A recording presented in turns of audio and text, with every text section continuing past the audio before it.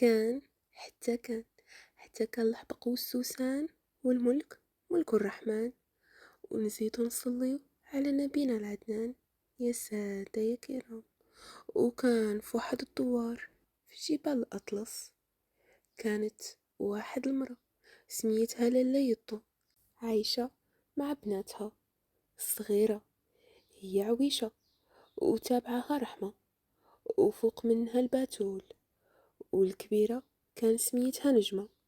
لالا يطو من بعد ما توفى رجلها الله يرحمه حضنات على بناتها، هي اللي خدمات عليهم ورباتهم وكبراتهم.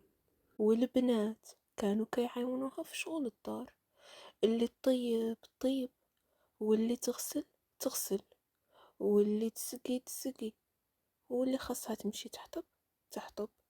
وكل وحدة عارفة شنو دير وشغالها.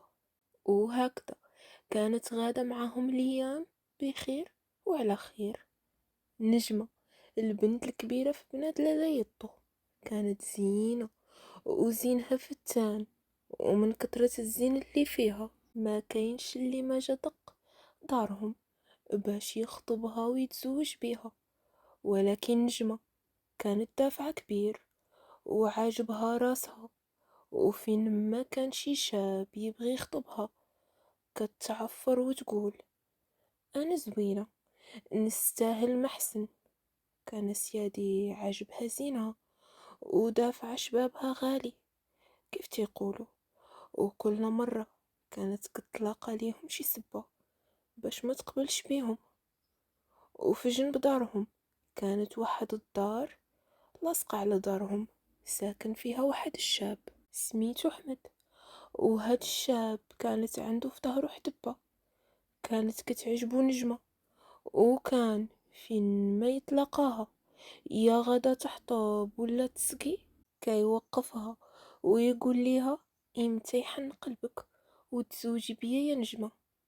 كانت كتجاوبو وتقول ليه شتي واخا يتقادا وكاع الرجال اللي كاينين في الدوار ولا في الدنيا وتبقى غير انت ما عمرني نتزوج بيك. حماد واخا كان كيسمع منها هاد الكلام ما كيبدل فيه حتى حاجة، باقي كيبغيها ويتمنى امتى يتزوج بيها. ايوا يا سيادي، مشات ايام وجات والنجمة باقا على حالها معفرة غير ما غدا وتزيد، وهازة راسها للسما، واللي جاي يخطبها ترفضه سوا فلاح ولا تاجر، واخا يكونوا عنده الأراضي والملاكات والو، هي ما بغات تختار حد، اللي جاها كتردو. امها لالا يطو ما بقى عجبها حال، وقالت ليها بنتي هاد الشي راه زاد وفات القياس، اويلي بزاف حتى حد ما عاجبك تواضعي شوية، وإلا جا عندك شي ولد الناس وفيه مواصفات زينين توكلي على الله وسيري تزوجي. وكيف كيقول المثل اللي عاف الحلبة في الصيف يشتاقها في الليالي. اليوم بنتي إلا كنتي زينة وباقة صغيرة والعرسان مصافين ليك وكترفضي وترديهم، غدا ولا بعدو راه ما غيبقى يجي عندك حد. ايوا يا سيادي، نجمة كتسمع في الهضرة ديال امها كتدخلها من هاد الودن وتخرجها من الثانية، وكتقول ليها انا زينة وبلارة دابا يجي سيدهم وسيد سيدهم. ايوا يا سيادي، هنايا ناس القبيلة بدات كدور بيناتهم الهضرة، القيل والقال، ويقولوا كيفاش هادي معفرة وما عجبها حتى شي واحد، وما يمكنش ترفض هاد العرسان كلهم اللي تقدموا ليها، يا غادي تكون كتبغي شي حد ولا مزوجة بشي جن ولا فيها شي عيب وما بغات حد يعرفه. وكتر الكلام في القبيلة، وكانت امها لالا يطو فين ما تكون خارجة تقدى ولا تقضي شي غرض ضروري ما يتلاقاها شي حد من ناس القبيلة ويقولوا ليها: مال بنتك هكا؟ شكون قاع؟ وشنو تسحاب راسها؟ علاش ما تقبلش هاد العرسان اللي يجيو فيها؟ ايوا يا سيادي، مشات ايام وجات وتبدل الحال. النجمة كبرات شوية في العمر، وهادوك الخطاب اللي كانوا داخلين خارجين ما بقاوش كتار، ولا فين وفين باش يجي شي واحد يخطف فيها. وقع هادو اللي ولاو يجيو ماشي بحال العرسان اللي كانوا كيتقدموا ليها هذا شحال. ملي كيجي شي واحد باش يخطبها وترفضو، داك اللي كيجي من بعدو كفس من اللي كان قبل. واحمد هو بوحدو اللي باقي طامع المسكين يتزوج بيها، ويقول شي نهار يهديها الله وتقبل تزوج بيه. وكانت فين من تشوفو المسكين تكحل بالعمى وتهز راسها للسما وتعفر وتقول ليه: واخا تبقى غير انت في الرجال في هاد الدنيا كاملة من تزوج بيك. ايوا يا سيادي، مشات ايام وجات، ودوك العرسان اللي كانوا مصافين على بابها ما بقى حد دق الباب، ولاو كيدوروا قدام باب دارهم غير الكلاب والعقارب. وحيت العمر كيدوز والزين يدبل، النجمة عاد فاقت ولات تقول: ويلي، فين هما العرسان اللي كانوا كيجيو؟ حتى واحد ما بقى دق بابي.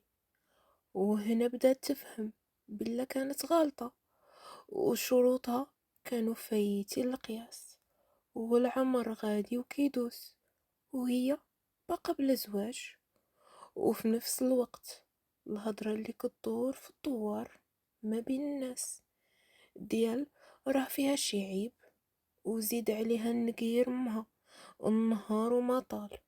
وهادشي كامل خلاها تستسلم وتقول: صافي، من دابا اول واحد يدق بابي نقبل بيه. ايوا يا سيادي، وفي واحد النهار لاله يطو مشات للسوق باش تتقدى، وملي كانت راجعة تلاقات مع واحد المرأة، سلمت عليها وقالت ليها: السيمانة الجاية غادا نجي انا وراجلي باش نخطب بنتكم لولدنا، الا قبلتو تناسبوا معانا هداك هو النهار الكبير. لاله يطو فرحات وقالت ليها: ما غاديش نلقى محسن منكم، مرحبا والف مرحبا. وهي راجعه للدار بدات تزرف في الطريق، ما قطع ليها امتى توصل باش تفرح بنتها. وغير وصلت للدار قالتها النجمة وعودت ليها كل شي. نجمة فرحات وقالت: واخيرا جاني عريس. وللا يطو غوتت على بنتها وقالت ليها: عندك تبداي تشرطي، راه الا ضيعتي هاد العريس وهاد الفرصة اللي جاتك ما غاديش تلقاي بحالها. نجمة قالت لامها: صافي امي، كوني هانية، ما غاديش نتشرط. ايوا يا سيادي، ملي فاتت سيمانة ووصل النهار اللي غادي يجي فيه العريس، جا وجات معاه امه وباه. دقوا على ليلى يطو، رحبت بيهم وكانت مقادها فرحة. كلاو وشربوا، وملي سالاو تقدم بات الولد وقال: ندخلوا في الموضوع. على جينا احنا يا لالا؟ جينا طالبين راغبين في ايد بنتكم الا قبلتوا علينا نساب. لالا يطو فرحات وقالت ليهم: الله ودي، ما غاديش نلقاو محسن منكم، مرحبا والف مرحبا. ايوا ناضت امة العريس فرحانة وقالت: ايوا يا لالا، دخلي لينا عروستنا الباتول باش نشوفوها ويشوفها حتى ولدي. لالا يطو تعجبت وجاب ليها الله بحال ما سمعتش مزيان، وقالت ليها: شكون؟ المرا قالت ليها: حنايا جينا نخطبو بنتك الباتول. وهنا لالا يطو جاتها الصدمة، حيت صحاب ليها جايين يخطبوا في بنتها نجمة، ولكن ما بينت والو قدام الضياف.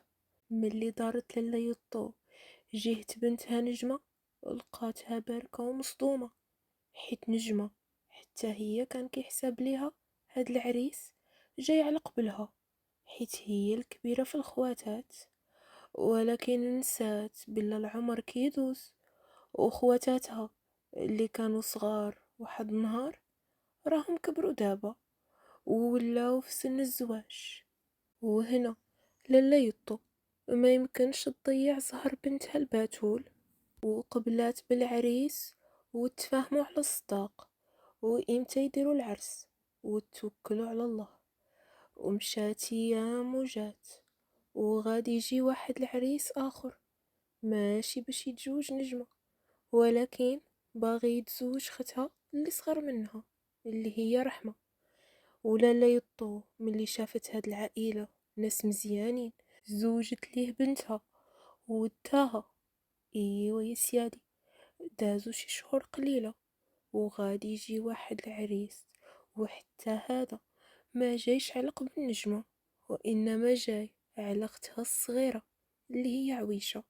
ايوا لالا يطو، على داكشي كامل اللي داز عليها مع نجمة، ولا اللي جا بغا يتزوج وكتشوف فيه المعقول كتزوجو البنت وتوكل على الله. وكيف هكذا بناتها كاملين تزوجوا من غير نجمة ما سول فيها حد، وتزادت الهضرة وكبرات ما بين ناس القبيلة، وبداو يقولوا ها اللي قلنا خواتاتها كاملين تزوجوا وبقات غير هي. إذن هي فيها شي مرض، هي دايرة شي مصيبة وما بغات حد يعرف. وولات نجمة مسكينة فين ما تخرج من دارهم تمشي تسقي ولا تحطب، كيبقاو العيالات يقولوا ليها البيرة. وحتى من دراري الصغار تتلاقاوها في الطريق ويبداو يعايروا فيها ويقولوا ليها سيري البيرة. وهاد الشي كان كيضر في الخاطر وكيجرح نجمة، وعرفات بلا الغلط فيها هي وماشي في العرسان اللي كانوا يجيو يخطبوا فيها. وندمت على شحال من عريس من اللي كانوا جاو وهي رفضات. ايوا يا سيادي، مشات ايام وجات، وفي واحد الليلة نجمة باركة هي وامها كيتعشاو، واحد شوية كيسمعوا الزغاريت، مشات تجري باش تشوف، حلت الشرجم وبدات كطل باش تشوف من عند من هاد الصغاريت جاية. وعرفات باللي الدار ديال احمد هي اللي جاي منها هاد الصغاريت. جاها الفضول وسولت واحد المرا، والمرا جاوبتها باللي احمد لقى واحد بنت الناس وغادي يتزوج بيها. نجمة تصدمات حيت احمد اللي عنده حدبة وما كانتش كتشوف فيه حتى الشوفان، وكانت متكبرة عليه ومنخلاه. ها هو لقى المرا وغيتزوج بيها وهي بقات بلا زواج. ونجمة هنايا تفكرات المثل اللي قالت ليها امها، اللي عاف الحلبة في الصيف يشتاقها في الليالي. المهم ملي تزوج حماد، نجمة المسكينة تكوات واحد الكية ما عالم بها غير الله سبحانه. ومشات هي موجات ودازت السنين والعوام، وباب دارهم ما بقى دق فيه عريس ولا زغرتت فيه زغراتها. ولات مسكينة تلبس وتقاد وتمشي السوق وتمشي للحمام، وفين ما كاين شي سبوع ولا مجمع ديال العيالات كتمشي ليه، لعل وعسى شي وحدة من دوك العيالات تشوفها وتبغيها للزواج لواحد من ولادها. ولكن المسكينة والو، حتى حد مسؤول فيها. وهنا عاود تاني كتر القيل والقال ما بين الناس الثوار، ودوك الناس اللي كانوا يقولوا هذا شحال مال هاد البنت معفرة وما عجبها حد، ولاو يقولوا فيها دابا هاد البنت مسكينة هي مخطية شي حاجة ولا ساحرين ليها. واللي تلاقات مع امها ولا معاها كيقولوا ليها خاصك تمشي عند الفقيه، حيت هاد الشي ماشي عادي، ديري البخور في الدار. ايوا نجمة وهمها كتر عليهم الغيط واللغى والهضرة ديال الناس، وبداو يتيقوا بلا راه شي حد داير ليها العكوس ولا ساحر ليها. وواحد الجارة قالت ليهم اودي انا كنعرف واحد الفقيه دقة بطلة، الا دخلتي عنده وانتي بنت باقا بلا زواج تخرجي من عنده تلقاي العريس ديالك كيتسنى فيك. لالا يطو شافت في بنتها وقالت اشنو بالك بنتي، نمشيو نشوفو هاد الفقيه هذا. وما عرفتي هاد الهضرة اللي كتقال صحيحة. ايوا يا سيادي، مشاو لعند الفقيه اللي نعتت ليهم الجارة. ملي وصلوا عنده ودار داك التخربيق ديالو، كذب عليها وقال بصح دايرين لك العكوس على الزواج، ودار ليها القبول والسبوب وقاد ليها شعشوب، وقال ليها بقاي تشربي هاد الشي وغادي يجيب الله التيسير. وخدات داك الشي معاها للدار وبدات كتشرب فيه. ودازو ليام ولكن ما بانت حتى نتيجة، ما جاها حتى عريس. قالت خصني نرجع لعند هاد الفقيه. ملي رجعت لعندو قالت ليه راني شربت داكشي كامل اللي عطيتيني ولكن ما كاين حتى جديد. قال ليه انتي نيتك ما صافياش، داكشي علاش داكشي ما قداليكش. ورجع قال ليها ديري النية وطلبي التسليم، وهاكي هاد الكموسة ديال العشوب وان شاء الله غادي يجيب الله التيسير. ايوا يا سيادي، دازو ليام حتى ولات نجمة وامها النهار وما طال وهما كيدورو ما بين الفقهاء والشوافات، وما كتكون حتى نتيجة غير كينصبوا عليهم وياخدو ليهم الفلوس. ومن بعد واحد المدة نجمة عيات بهاد الشي وهي تنعل الشيطان وقالت اللي بغاها الله هي اللي غادا تكون. واش غير باش نقلب على هاد الراجل نعصي الله ونشرك بيه؟ مالي على هاد الحالة، واللي دارها الله سبحانه هي اللي كاينة. جا هاد الراجل تبارك الله إلا ما جاش نتبت ونحصن. ايوا مشات جلست حدا امها باش تقابلها، حيت ميمتها ولات صحتها على قد الحال وما بقات قادرة دير شغال. ايوا يا سيادي، ولات نجمة هي اللي تقاد الصوف وتغسلو وتديه للسوق تبيعو، وولات كدير حتى الطرس واللي وجدتها تبيعها في السوق. وملي شغلات وقتها نسات شي حاجة سميتها الزواج. وملي مرة امها كتسولها امضرا بنيتي واش كاين شي عريس ولا مازال، كتجاوبها البنت ميمتي انا اللي عليا درتو والباقي على الله سبحانه. ايوا يا سيادي، مشات ايام وجات النجمة ما بقاتش مسالية، ها هي في الصباح في السوق تبيع داكشي اللي خدمت، وملي ترجع للدار تقابل امها وشغل الدار. وفي العشية توجد واحد البريريت ديال اتاي ويجمعوا عليه ويضحكوا. وهذيك الهضرة ديال الناس اللي كيقولوا كتدخل ليها من هاد الودن وتخرج من الاخرى. واحد شوية وهما مجمعين كيسمعوا الدقان في الباب، تعجبت وقالت شكون بغا يجي عندنا في هاد الساعة؟ وخواتاتي كلهم مزوجين وبوليداتهم وما كيجيو عندنا غير من العيد للعيد. مشات باش تحل الباب، ملي حلاتو لقات واحد الراجل ومعاه مرتو. قال لها السلام عليكم، واش هادي هي دار السي العربي؟ قالت ليه هي هادي. وقال لها ابنتي باك كان صاحبي في التجارة، واش تقدري تكلمي لي امك لالا يطو، راه بغيت نشوفها ونسلم عليها. النجمة رجعات عند امها وقالت ليها راه جا واحد الراجل ومرتو كيسولو عليك، وبان لي هاد الراجل كان صاحب با في التجارة. لالا يطو مسكينة ناضت غير بزز وما قدرت توقف وخرجت لعند الباب. سلمت عليهم ورحبت بيهم وحطت ليهم اللي قسم الله. واحد شوية هو ينوض الراجل وقال لا يطو، راجلك الله يرحمه قبل ما يموت راه كنت دوزت انا وياه واحد الكلمة. لالا يطو قالت ليه مرحبا، قول شنو بغيتي تقول. وقال ليها الله ودي، نهار كنا جالسين في السوق كنبيعو ونشريو، واحد شوية غادا تجي الكبيرة في بناتو اللي كانت سميتها نجمة. ملي شفت انا بنتو قلت ليه تبارك الله بنتك زوينة، وان شاء الله ملي تكبر تولي مرا ديال الزواج نزوجها لولدي الا قبلتي عليا.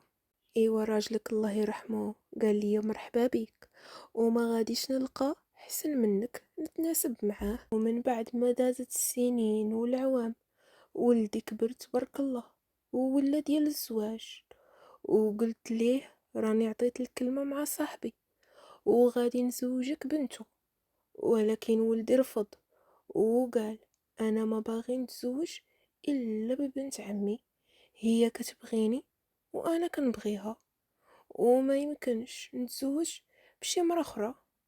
وقال ليها لالا يطو مني شفت ولدي واقف على هضرته وباغي يتزوج بنت خويا قلنا ما كاين باس وزوجناهم. ولكن ديك المرا مسكينة ما طولتش معاه وقدامو الأمانة أمانته، وملي ماتت ليه مرتو ولدي بقى حازن على المرا ديالو واحد المدة. وملي شفتو ولا شوية لاباس عاودت جبت معاه الهضرة وقلت ليه اشنو باليك نمشيو نشوفو هاديك البنت اللي كان باها عطاني الكلمة وعطيتو حتى انا الكلمة، وافق ولدي، وداك الشي علاش انا اليوم جيت لعندكم وطالب راغب يد بنتك الا كانت باقة بالزواج. لالا يطو ونجمة شافوا في بعضياتهم ملي سمعوا هاد القصة كاملة والدمعة خرجت ليهم من عينيهم. وواحد شوية وهي تنوض موت العريس وقالت للنجمة اشنو بالك بنتي، واش تزوجي بولدي؟ وهنا نجمة ما عرفات هاد العريس كيفاش داير، واش كبير ولا صغير، غني ولا فقير. وكانت ثقتها في الله تبارك وتعالى كبيرة وكبيرة بزاف، وقالت مع راسها ما دام ربي سبحانه هو اللي صفت لي هاد العريس الا وربي خازن لي غير الخير. وجاوبت موت العريس وقالت ليها انا موافقة وما غاديش نلقاو ناس حسن منكم. ومن بعد اتفقوا على الصداق والنهار اللي غادي يديروا فيه العرس. وقبل ما يوصل الموعد العرس جاو عندهم عاود تاني، ولكن هاد المرة جابوا ولدهم معاهم باش يشوف عروسته لأول مرة الشوفة الشرعية. ملي جا وشافها عجباتو وحتى هي عجبها وعرفات بلا هو تاجر من تجار الكبار برزقو وخيرو.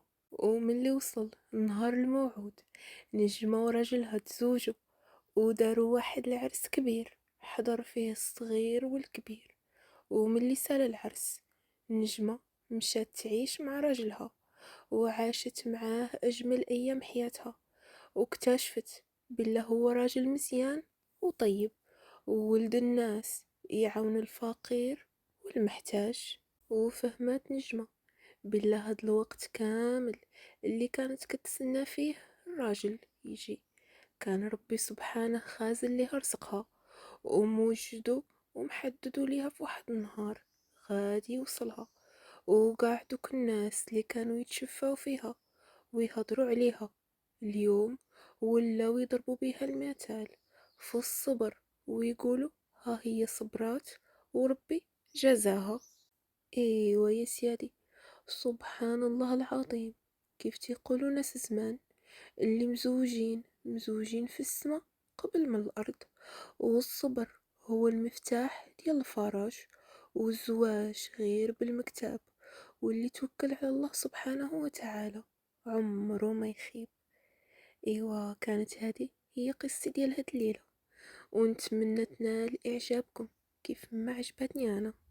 سلام.